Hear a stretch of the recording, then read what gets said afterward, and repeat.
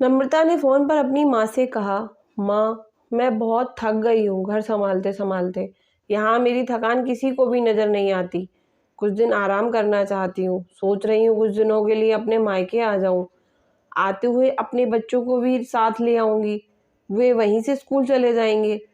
आखिर एक ही शहर में ससुराल और मायका होने का कुछ तो फ़ायदा मिले। कमला जी ने जवाब में कहा, हाँ बेटा, जब तेरी इच्छा हो आ जाना। आखिर ये तेरा भी तो घर है।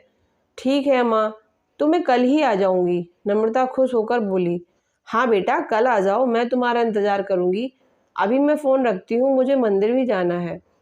कमला जी ने फ़ोन रख दिया और सीधे किचन में गईं। किचन में खाना बना रही बहू से बोली, अरे अनुपमा, सुनो, कल तुम्हारी नंद आ रही है। आज बाजार जाकर फल सब्जी और मिठाइयाँ लेकर आना। बेचारी मेरी बेटी ससुराल में नौकरों की तरह काम करती है, उस पर कोई ध्यान ही नहीं देता। यहाँ आएगी, कुछ दिन रहेगी तो उसका मन और तबीयत अच्छे रहेंगे। सास के मुंह से ऐसी बातें सुनकर अनुपमा का चेहरा उतर गया। वह मन ही मन सोचने लगी, काश आपको कभी मेरी थकावट भी नजर आती। मैं भी दिन रात झाड़ू पोछा, बर्तन, खाना बनाना, मार्केट जाना और हर वह काम करती हूँ जिससे हमारे परिवार वालों को कोई दिक्कत ना हो। काश आप मुझ पर भी ध्यान दे पाती। आपकी बेटी तो जब मन में आता है तब यहाँ आ जाती है, लेकिन मैं साल में एक बार ही अपनी माँ के पास जाती हूँ, तब भी आपको प्रॉब्लम होती है। मैं भी इंसान हूँ, मेरा भी मन है। मुझे भी लगता है अपने माँ के पास जाकर थोड़ा आराम करूँ, सुख दुख की दो चार बातें करूँ, अपना मन हल्का करूँ। भगवान, अब तुम ही कुछ करो ताकि मेरी सास की आंखें खुले और उसे मेरी थकावट भी नजर आए। शाम तक भगवान ने जैसे अनुपमा की सुन ली और उसकी नंद का फ़ोन आया।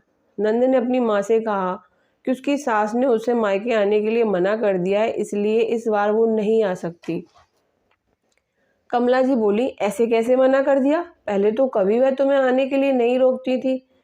इस बार भला क्या हो गया? लाओ मेरी बात कराओ उनसे, मैं समझाती हूँ। नम्रता ने फ़ोन अपनी सास को दिया। कमला जी ने कहा, नमस्कार समधन जी, आपसे कुछ कहना था। समधन जी ने कहा, कहिए।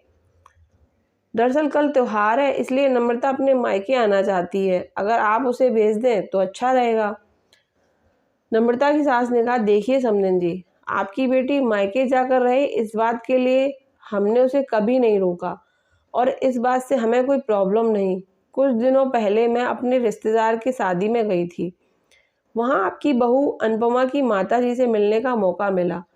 उनसे गपशप करने के दौरान उनकी बातों से पता चला कि अनुपमा को साल में एक ही बार अपने मायके जाने को मिलता है और वह भी बहुत कम समय के लिए। मुझे लगता है आपको पहले अनुपमा को उसके मायके भेज देना चाहिए और वह जब मायके होकर आ जाएगी तो मैं नम्रता को आपके पास भेज दूंगी। एक बहुत ज़रूरी बात जो मुझे लगता है आपको समझ लेनी चाहिए कि आपको अपनी बहू को भी बेटी की तरह या बेटी से भी ज़्यादा प्यार देना चाहिए। उसे भी मायके जाने की इच्छा होती होगी। हो सकता है नम्रता के वहाँ आने से उसकी आवभगत करने के लिए आप उसे उसके मायके नहीं भेजती होंगी, या फिर वह आपसे कुछ कहने से भी डरती हो। अगर आप उसको घर में ही कैद रखेंगी तो एक दिन ऐसा आएगा जब वह आपके खिलाफ बोलने लगेगी।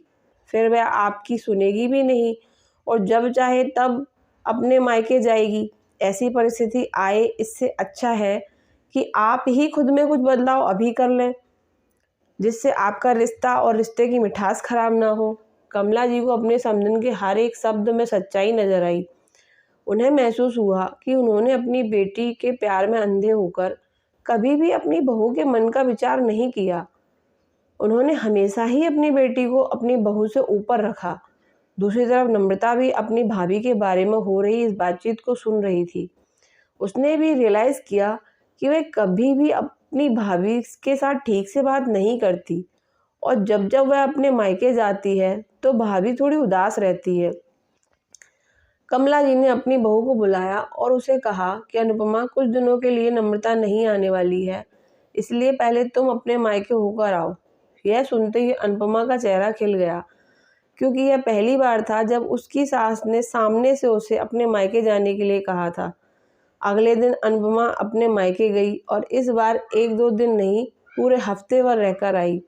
अपने माँ बाप से, अपने रिश्तेदारों से मिलकर आई, और जब वह लौट कर आई तो उसका चेहरा खिला हुआ था, उसकी आंखें चमक रही थीं। अनुपमा के आने के बाद नम्रता भी अपने मायके आई, और इस बार वो खुद सामने से अपनी भाभी से खुशी-खुशी मिली और अच्छे से बात की। नम्रता ने अपनी माँ से बात करके उन्हें भी अच्छे से समझने में मदद की कि वह कहीं न कहीं दोनों अपने स्वार्थ में अनुपमा के साथ गलत व्यवहार कर रही थीं।